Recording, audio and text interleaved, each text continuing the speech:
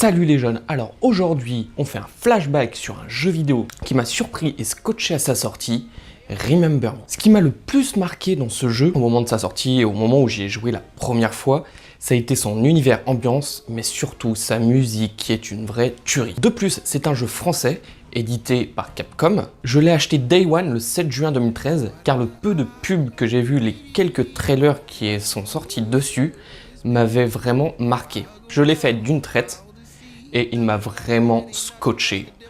L'univers était génial, l'ambiance était cool, l'histoire bien écrite, les musiques à tomber par terre.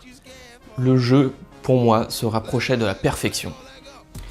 Mais je l'ai décidé d'y rejouer récemment et d'en faire un flashback car je voulais savoir si c'était la nostalgie et les souvenirs qui parlaient ou alors si le jeu était objectivement bon.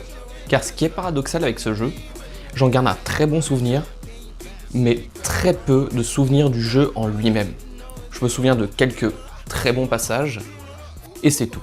Donc, je vais vous passer le trailer et on se retrouve après pour une critique, une fois que j'y ai rejoué maintenant. Memorize. Partagez en toute confiance votre mémoire.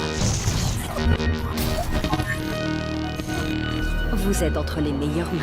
Libérez-vous de la peur. Grâce à mon Sensen, j'ai tout ressenti. Scandale à la Bastille. L'administration vient d'avouer la fuite de la criminelle connue sous le nom de Nilin. Nilin, tu m'entends? Est-ce que ça va? Qui êtes-vous? Je m'appelle Edge. Nous sommes à Néo-Paris. Pourquoi nos ennemis ont-ils effacé ma mémoire? Tu étais une révolutionnaire. Une chasseuse de souvenirs, Nilin. La meilleure. J'ai tout donné sans rien demander, Franck. Alex! Nous pouvons encore gagner cette guerre, Nilin.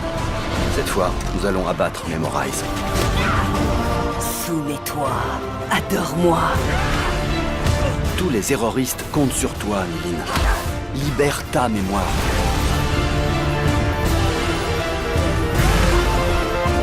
Je vois désormais la vraie nature de cette dictature consensuelle.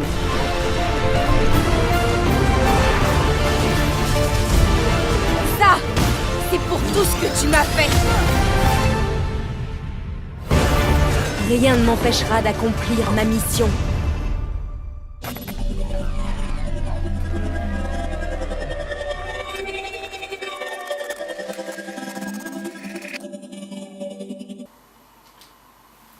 Si ça donne pas envie.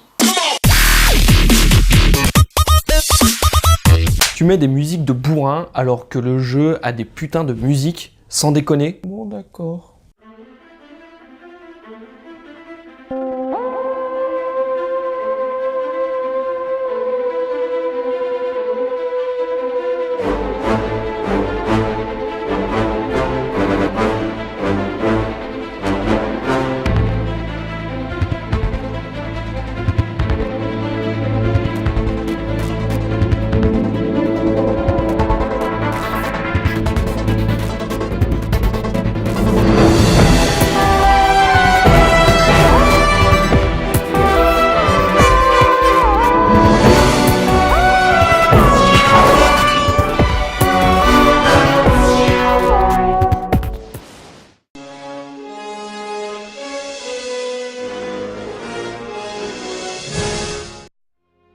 Donc, comme vous avez pu le comprendre, j'ai adoré ce jeu, et après l'avoir refait, c'est toujours le cas. Même si quelques bugs sont venus entraver ma partie, il est toujours aussi bon. J'ai dû relancer le jeu suite aux bugs pour pouvoir finir des combats ou accéder à de nouvelles zones car les triggers ne voulaient pas se mettre en route. Alors je ne sais pas si c'est à cause de la version PC que je viens de refaire qui est mal optimisée ou si sur PS3 il est aussi buggé, car la première fois que j'y ai joué, c'était sur la console de Sony. Un peu comme lui là. Lui, là, vous le voyez là? Cet ennemi bloqué derrière ce mur, obligé de recommencer un combat super difficile. Alors pour une petite histoire sur le jeu et sur l'éditeur, à la base, Dontnod devait sortir ce jeu exclusivement sur PS3, mais sans raison apparente, Sony a arrêté le projet. Sauf que le jeu était toujours en cours de développement et en pleine gestation, Ils se sont retrouvés sans éditeur, ils ont décidé d'aller à la Gamescom en 2011 pour présenter ce qu'ils avaient déjà commencé à faire. Suite à quoi Capcom, peu de temps après, les a contactés pour les financer et éditer le jeu sur toutes les consoles, 360, PS3 et PC. Même si le jeu a reçu de bonnes critiques à sa sortie, malheureusement il n'a pas su trouver son public et les ventes ne furent pas suffisantes. C'est pourquoi Dontnod fut placé en redressement judiciaire l'année suivante. Ils se sont concentrés sur un nouveau projet qui est Life is Strange et qui les a sauvés de la faillite. Mais pour en revenir à Remember Me, ils ont décidé d'écrire une suite pour le jeu après sa sortie. Malheureusement, au vu des faibles ventes, Capcom n'a pas donné son aval, ne l'a toujours pas fait par ailleurs, et ils étaient déjà de toute façon sur le projet de Life is Strange avec Square Enix. Maintenant que le studio va mieux, qu'ils ne sont plus en faillite, la suite est toujours dans les projets, mais ils ne préfèrent se concentrer sur la suite de Life is Strange 2. Voilà, une petite historique du studio et du jeu. Maintenant, qu'est-ce qu'il en est de mon appréciation sur le soft? Eh bien, il est vraiment très bon. Il est toujours aussi agréable à jouer, hormis les quelques bugs très relous, mais pour leur défense, c'était leur premier jeu, leur premier vrai gros projet. On peut les excuser pour ces quelques petits ratés. Parce que l'ambiance, l'univers et l'histoire sont vraiment géniales et la musique est vraiment supérieure en tout point. Pour en revenir sur la musique, c'est Olivier Derivière qui s'en est occupé. Il a décidé d'enregistrer un orchestre philharmonique avant de le remixer par ordinateur. Il voulait faire un mélange d'organique avec de l'électro, ce qui donne du corps à l'univers car dans le jeu, les souvenirs sont digitalisés et peuvent être vendus, supprimés ou échangés avec d'autres personnes. De plus, les combats fonctionnent en combo et plus vous réussissez de combos, plus la musique gagne en instruments, gagne en force et en puissance si vous ne vous faites pas toucher.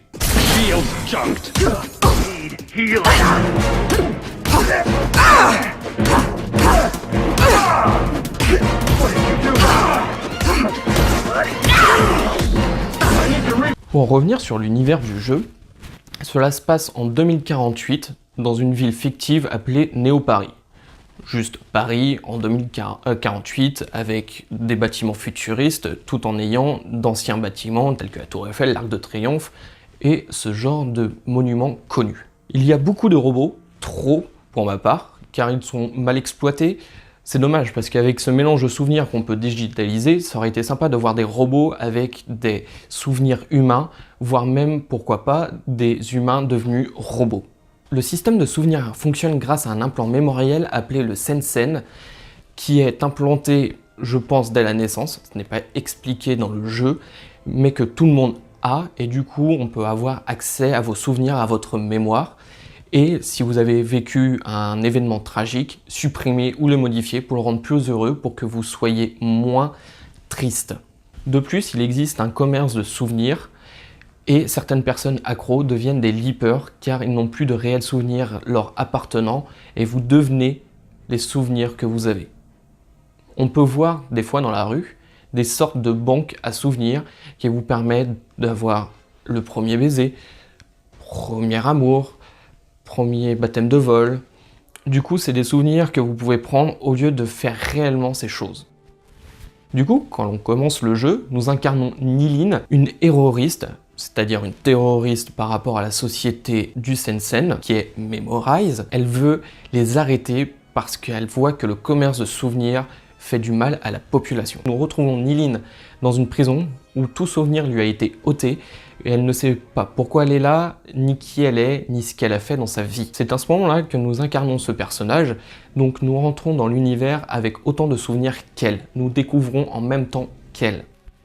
Alors que nous sommes dans les couloirs de la prison, un homme nous contacte grâce au Sensen. Cet homme s'appelle Edge et va nous aider durant tout le jeu. Ça va être notre meilleur ami, notre meilleur allié. S'ensuit moult péripéties que je vous laisserai découvrir si vous voulez découvrir ce jeu, si vous ne l'avez jamais fait, ou alors redécouvrir si vous l'avez déjà fait.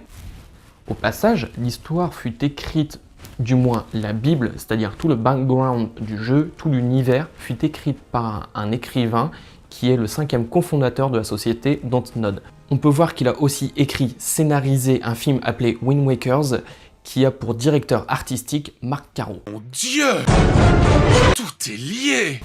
Pour parler du gameplay, il est original. Il fonctionne avec un système de combos lors des combats que vous pouvez remplir de la façon dont vous voulez avec des pré-scènes, c'est-à-dire des attaques différentes. Il y en a 4, vous avez les pré-scènes de dégâts, les pré-scènes qui soignent, les pré-scènes de chaîne qui vous permet de renforcer la capacité précédente, et enfin les pré-scènes de rechargement qui vous permet de recharger plus vite les super pré-scènes des attaques qui font beaucoup de dégâts. Tout le système de combo est une idée plutôt originale, mais si je devais donner un bémol, ça serait de pouvoir modifier les combos en plein combat. Tout au long de l'aventure, vous rencontrez différents boss qui demandent différentes techniques. Donc forcément, une fois que vous avez compris la technique, vous remplissez le combo comme vous le voulez, rend le combat beaucoup plus, voire même trop facile. Mais comme les avis ce sont comme des trous du cul, tout le monde en a un, je vous dirais et je vous recommande de jouer à ce jeu, car il est vraiment génial. Vous pourrez comme ça en venir en débattre avec moi dans la zone commentaire ou sur ma page La Geekerie d'Eleon sur Facebook. Sinon, n'oubliez pas le pouce bleu de l'amour, le partage pour me faire connaître. C'était Eleon en direct de La Geekerie, à bientôt pour un nouvel épisode.